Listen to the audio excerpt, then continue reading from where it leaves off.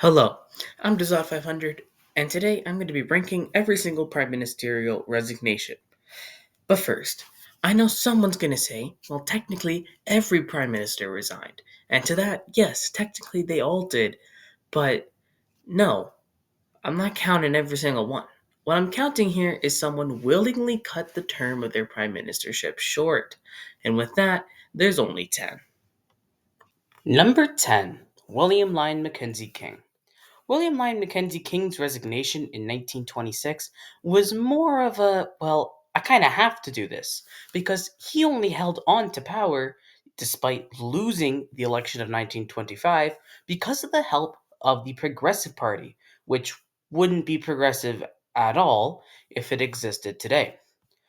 And yeah, once the Progressive Party said, I'm not going to support this guy anymore, the Conservatives, who did have the largest amount of seats, plurality wise, in the House, took over the office of Prime Minister with Arthur Meighen. So William Lyon Mackenzie King was forced to resign. So it is definitely the least surprising on this list.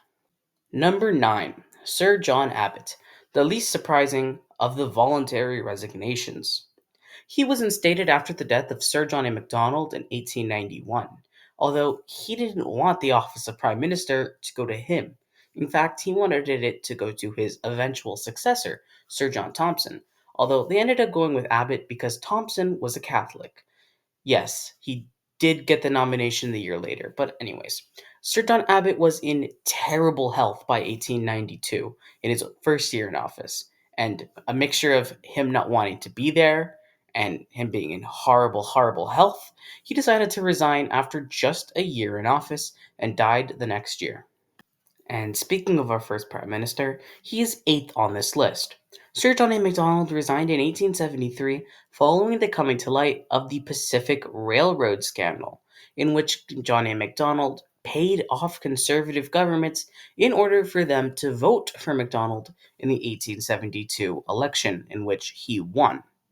He was forced to resign on November 5th, following the Alexander Mackenzie and the Liberals gaining more seats than Macdonald in the parliament. So this was also more of a forced resignation, although he could have very well just kept the office of prime minister. Number 7, Pierre Elliot Trudeau. Pierre Elliott Trudeau's resignation was more so of him not wanting to be embarrassed. See, by 1984, Pierre Elliott Trudeau's Liberals government had gone so far down in opinion pollings, it looked like they were on for a single digit seat defeat to Brian Mulroney. Brian Mulroney, the Conservative leader, was very, very popular and essentially forced Trudeau into resignation. He passed it on to John Turner, his finance minister. One of the biggest reasons that Trudeau resigned was because stagflation. There was heavy stagflation in the mid 1980s. And also, the 1980s was a very conservative time. And yeah, did I mention that Brian Mulroney was popular in 1984? Well, I sure do hope Brian Mulroney was enjoying his popularity 40 years ago, because in 1993, just 9 years later, he was forced to resign. This was mostly because of his failed attempts at making Quebec more loyal to the Canadian government, which is always a threat, somehow. Really, Quebec, just like us. It's not that hard. Anyways, Mulroney also overshot not the best economy. So yeah, he resigned to avoid a humiliating defeat at the hand of Jean Chretien and Liberals, which Kim Campbell overtook and only won 2 seats. Number 5, Justin Trudeau. Justin Trudeau, of course, resigned very recently, so I guess you could say I can't put it too low because then you obviously were expecting him to resign.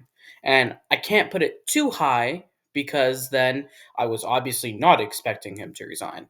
Personally, I was expecting him to resign. But, anyways, right now, many voters believe that the economy is not in great shape, and I'm not qualified to speak on it.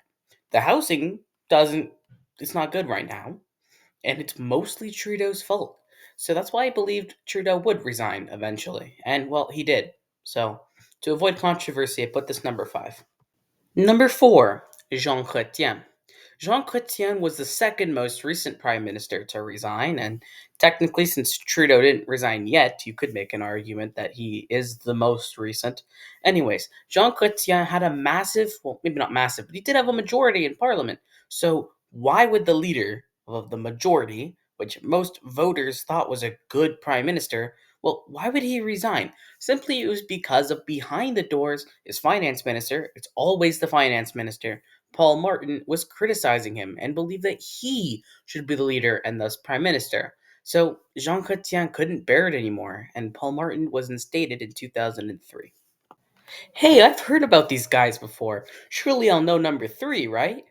Yeah, no, you won't. Number three is Sir Mackenzie Bowell, the fifth prime minister who resigned in 1896. This is surprising because, yes, his cabinet hated him. Everybody hated him, yes. But he was on there for 2 years and he was making ish progress, I guess you could say. But yeah, most people didn't think he would resign despite them wanting to. They wanted him to, but I don't think anyone really expected him to.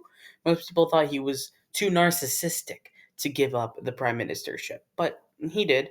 He gave it to Charles Tupper, who lasted 2 months. Number two, Lester B. Pearson. From a modern context, Lester B. Pearson might be one of the best prime ministers, if not the best prime minister, in Canadian history. However, his 5 year reign back in the mid 1960s, if you were to ask a random Joe from that time, they probably would have said they weren't supportive of Lester Pearson's prime ministership, which is interesting from a modern perspective. He retired because, well, he was pretty old. He just wanted to leave. Number one, Sir Robert Borden. This might be number one because he is my least favorite prime minister, although I do firmly believe that with a pretty big majority in parliament, Borden could have served at least another term, despite his health apparently not being 100%. But when is your health 100%? Seriously, ask yourself that. Although a much more likely reason for his resignation was his policy of arresting the leaders of the Winnipeg General Strike in 1919 and of charging them under a revised definition of sedition that was rushed through Parliament in the form of an amendment to the Criminal Code that won him the enmity of Labour, and he resigned in July of 1920. Thank the Lord for that happening.